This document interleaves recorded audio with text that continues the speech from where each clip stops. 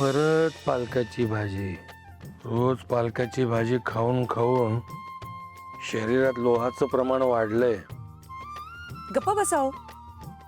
माझ्या लेकीला आवडतो पालक, मी करणार. काय तुम्ही पण तिच्या आवडी.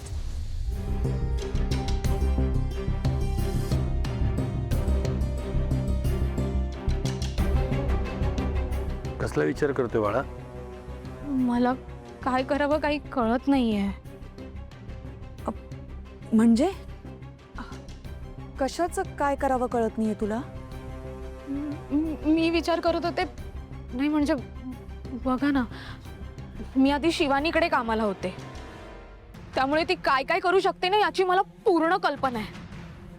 तिच्यासोबत इतकी वर्ष राहिल्यामुळे मी बऱ्यापैकी तिला ओळखायला लागली आहे. आता माझ्यामुळे कुणावरही संकट नको यायला. अगं पण आता कसली काळजी आहे? आता सगळं व्यवस्थित झालंय. सगळे गुंड पोलिसांच्या ताब्यात आहेत. अहो बाबा, 2-4 गुंड पकडले गेले म्हणून आपण निवांत नाही राहू शकत. शिवानीकडे कामाला भरपूर माणसं आहेत.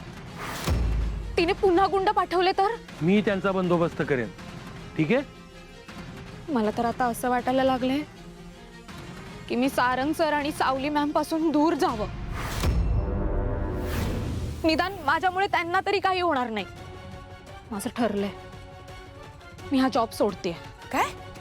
राजीनामा देते मी त्या दोघांपासून लांब निघून जाते.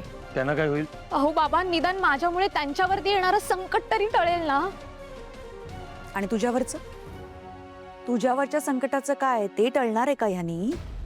नाही ना. अगं मग कशाला पळायचं? मी नाही पळते. मला तुमच्या सगळ्यांची खूप काळजी वाटते. बाळा, आमची काळजी करू नको.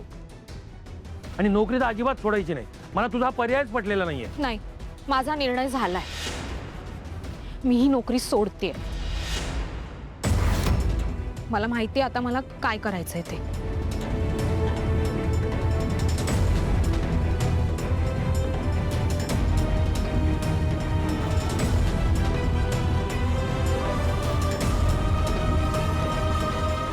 बघितलं काय म्हटलं होतं मी तुम्हाला? आपल्या नशिबात सुख नाही. किरण जाणार आपल्याला सोडून. नाही जाणार. बघ तू.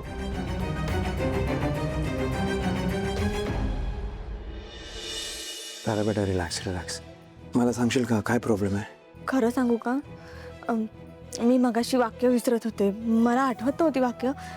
मला असं वाटलं की जर माझं ऑडिशन परफेक्ट नाही झालं तर तुम्ही चिडाल, ओरडाल, रागवाल माझ्यावर आणि मला इथे परत उभं नाही करणार. आणि आयती आलेली संधी माझ्या हातातून निघून जाईल असं वाटते. Sorry sir. नाही बेटा, असं काही होणार नाहीये.